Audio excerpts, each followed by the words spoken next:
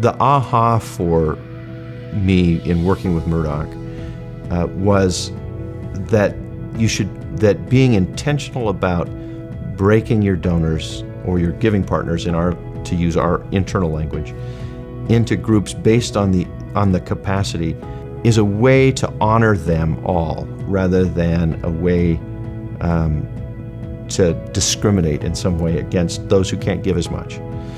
So we have 4 essentials of development. One is the segmented donor list. Every organization has a donor list, maybe alphabetized or in descending order, but segmenting it off into different categories based on not just necessarily what they are giving now, but what they have the potential to give. The segmented donor list is so helpful for figuring out how you're going to strategically approach your donors, how you're going to use your time. The problem with most organizations, or a lot of organizations, the reason they don't have major donors, or at least donors that are giving at their full capacity, is they relate to all their donors in the same way. Oftentimes it's pretty impersonal, to tell you the truth. Tier 1 donors would be number 1 donors, which is your major donors. We know from experience, if you're really going to develop major donors, they need to be related to in more of an in-person way, and they need to have a relationship assigned to them. And ideally, with major donors, it would be 3 personal meetings per year, but only 1 time to talk about money. We would like to be as relational as possible with everyone. But with major giving partners, we're going to be extra intentional about face-to-face meetings with them, probably multiple times a year. Or if they don't want that, then we're going to try to find equally personal ways to just touch base with them to let them know our gratitude. Tier 2, your mid-level donors. Some organizations will use the same strategy with mid-level donors as they do number 1 donors, because they just don't have that many mid-level donors. So they can afford to assign a person to each mid-level donor as well. But in general, as your organization grows, your amount of mid-level donors, that list is going to grow. And so what we recommend, and what a lot of groups do, is they'll approach their mid-level donors in a small group format. Because again, the same principle applies. 3 personal contacts per year with our mid-level donors, but only 1 time to talk about money.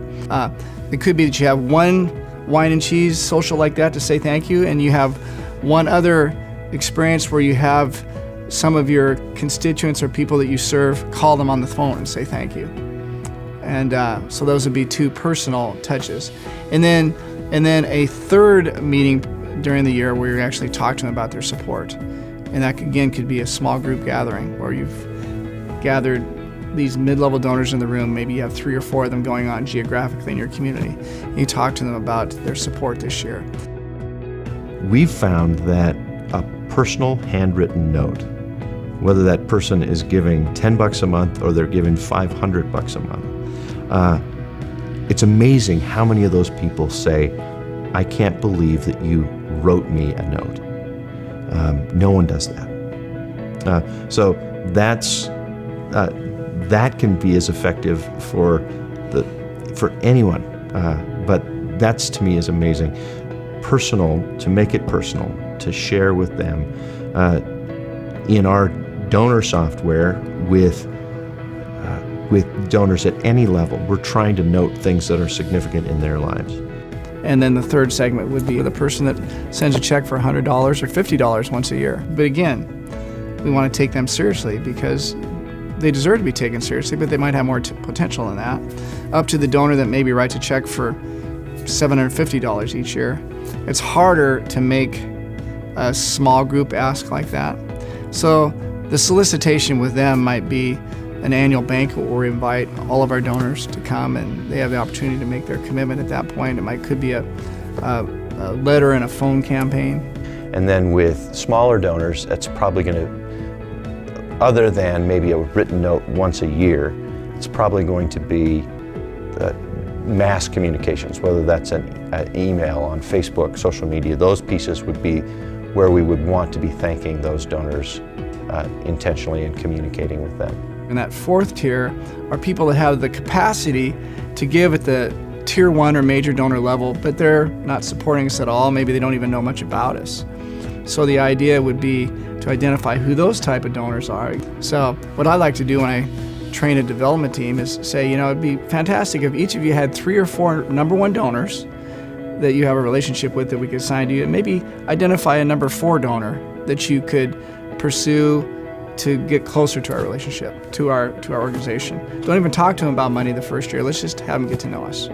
So let's talk about the different elements of a segmented donor list. So the first category is going to be the priority number. Are they a tier 1, tier 2, tier 3, or tier 4 donor? The next category would be the prospect's name. The next category over would be the primary caller or the point of solicitation. The point of this column is when we actually do our call during the year to make a request or a financial solicitation, how are we going to do it? If it's a tier 1 donor or a tier 4 donor, that point of solicitation will be a person. If it's going to be a large group or a small group setting, then rather than having the name of an individual, we'll have something like maybe fundraising banquet or a letter plus phone call or whatever the mode of solicitation for that number 3 donor. The next category over would be the targeted high amount, but I want to skip over to the targeted low amount because in the targeted low amount we'll put what they gave last year. Certainly because we're not going to approach them for any amount lower than what they gave last year. The target high column would be the amount that we hope to approach them for this year. And then the ask for column is when we get into the donor meeting, what do we actually end up asking them for? It might be a different amount than we actually targeted in our target high column. And then the committed column is important because oftentimes when we meet with a donor, they're not ready to make a decision. We have to follow up, and then we get an actual commitment to them regarding the amount that we asked them for. And then the fulfilled column is important because they might actually decide that they are going to commit to giving $2,000 this year, but the check doesn't come. And so finally when that check or portion of the check comes in, that's when we would put that amount in the fulfilled column. And then lastly, the next steps category would be what's going to be our next contact with that particular supporter. And because the segmented donor list tracks our solicitation, that next steps category is going to be related to our next cultivation touch with that person. When is it and what will it be? So that's the segmented donor list. You got to bring it to every meeting of your development team. It's the center of your financial strategy. You keep it updated. When a person on your development team goes out and meets with a donor, then they'll phone in to the data management person or whoever you have managing the donor list saying, hey, I just met with so-and-so.